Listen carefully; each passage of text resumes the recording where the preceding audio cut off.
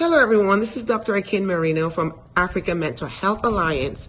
Thank you for joining me today. I want to talk about sexual violence. In light of the conversations we've been having in the Nigerian community, I think it's important that we actually uncover this horrible behavior in our midst.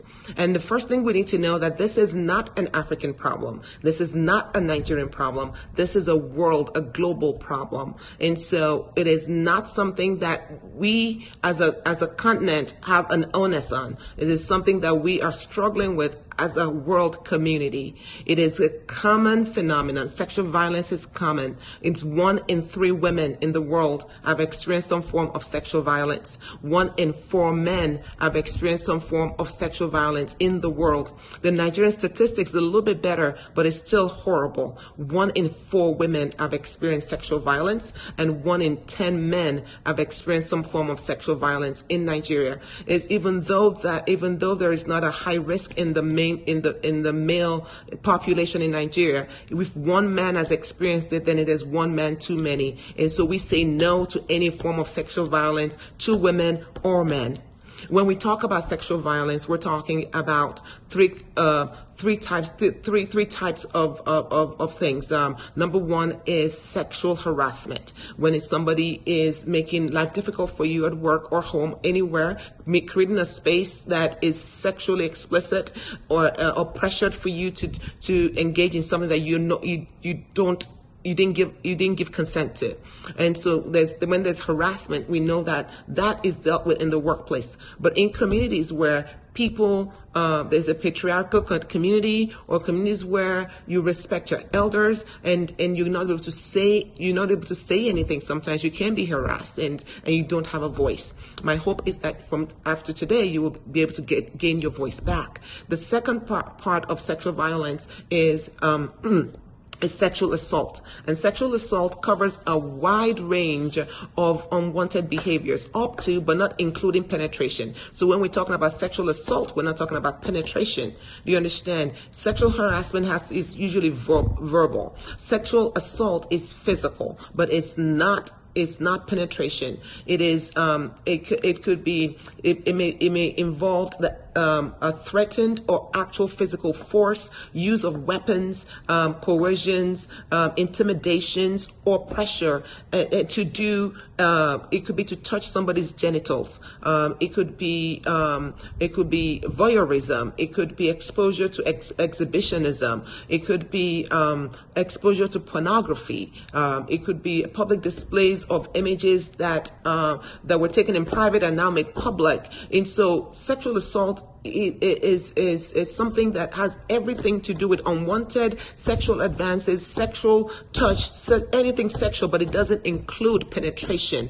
Rape includes penetration. So the third part of this constellation is rape. Rape is defined as non-consensual oral or vaginal penetration of the victim by body parts or objects using force, threats of bodily harm, or by taking advantage of a victim who is incapacitated or otherwise incapable of giving consent. So what that means is if somebody is not able to give consent, no matter what, even if they don't yell, even if they sit there and if they say, okay, have sex with me, it is still rape. A child cannot give consent. A disabled person cannot give consent. So if a child comes, an underage person, even if a 15-year-old comes to your house and they look like they're 21, if they come over to your place and come naked and say, have sex with me, if you have sex with them, you have raped them. That is what we're talking about. It is, they cannot give consent. So that by itself makes it rape. Let that sink in a little bit, because one of the things I've heard is, well, she didn't yell, well, she had let it happen again, or he didn't yell, he didn't say anything. And the one thing about sexual assault is, about rape is, sometimes you don't know, you're in such shock, you don't know what to do. You just sit there, you just lie there, and you let it happen. No means no. But furthermore, we're saying yes means yes. So if you have not had a yes, then it is rape. It has to be yes. Do you understand me? If there is power differential, if that person agrees to it because they're afraid to lose their job, or because you're in a position of authority and you can fire them, it is rape. It is non-consensual. Do you understand? So it is important that we understand this, that the victims of rape are people who have not said yes to that act of intercourse or violence. It's not intercourse, it's violence. And most especially when it comes to child abuse. A child cannot give consent. It doesn't matter what they look like, how they look. It doesn't matter if they have breasts or they have buttocks.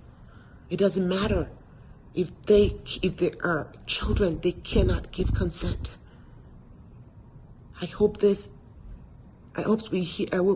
understand this, because there are ramifications for us as a country when we don't understand what is happening, and we begin to blame the victim and say, why didn't you say something? Why didn't you say something? Why didn't you yell? Why didn't you report this? Most victims of sexual assault cannot say anything because people will not believe them. There are consequences of sexual violence. There are some physical consequences that impact you physiologically. It impacts people who have suicidal thoughts.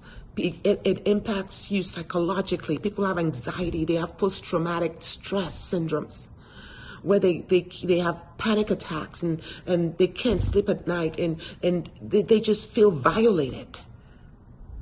So it takes a toll. It takes a toll on marriages where wives don't want to be touched, where husbands don't want to have sex because they've been sexually violated when they were children. They've been sexually violated in some point in their lives. So you wonder why your wife is hiding. Your wife wants to have sex in the dark. Doesn't want the light on. Your husband just wants to do it and get it over with.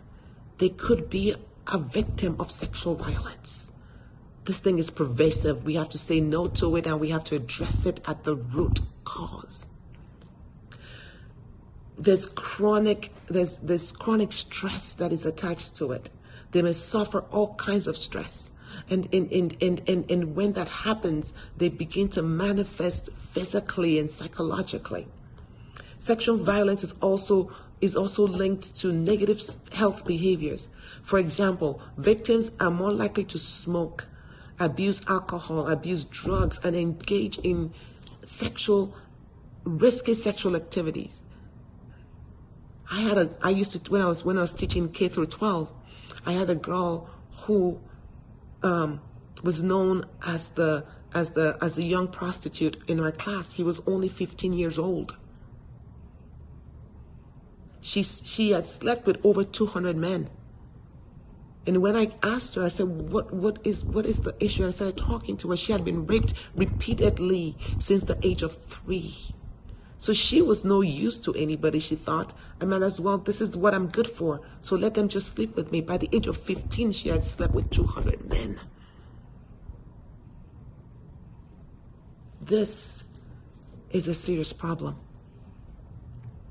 There's trauma resulting from sexual violence that can have an impact on employment, on you being attentive at work, in terms of your capacity to be the best employee, or to be the best person in the place of work. It impedes your progress. You're unable to work.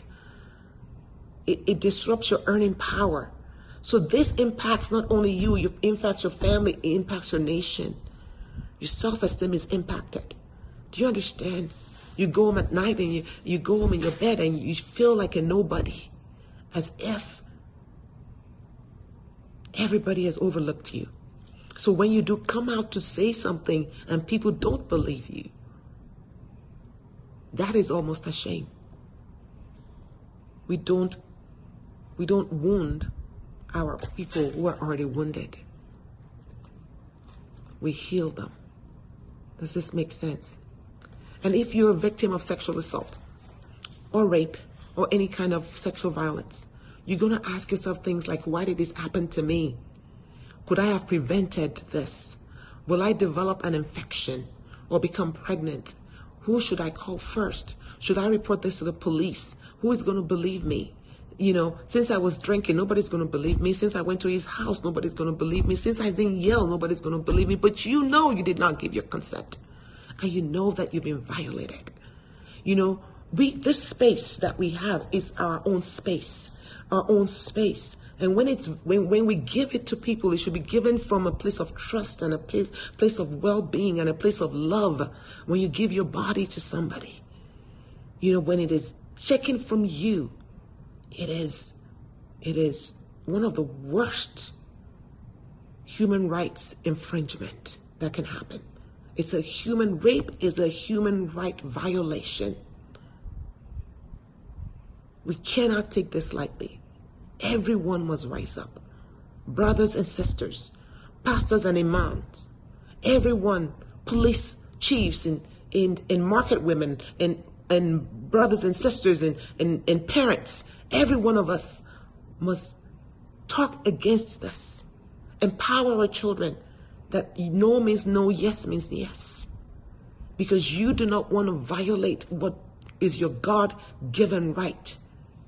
And that is your body. I'm a Christian.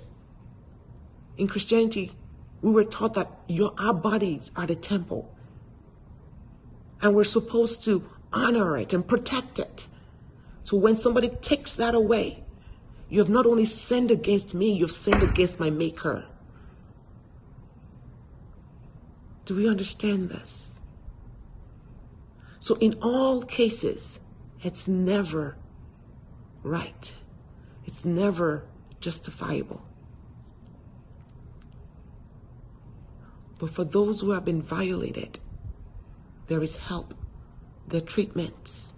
Call us, email us. Let us connect you with people who can help you. And I also put together a little booklet on sexual violence in the African context. If you, right there's a link. Click on that link and you can get it for free. Distribute it. Share it with your church. Share it with your community. Share it with your children. You shall know the truth, and the truth shall set you free. Have a blessed day.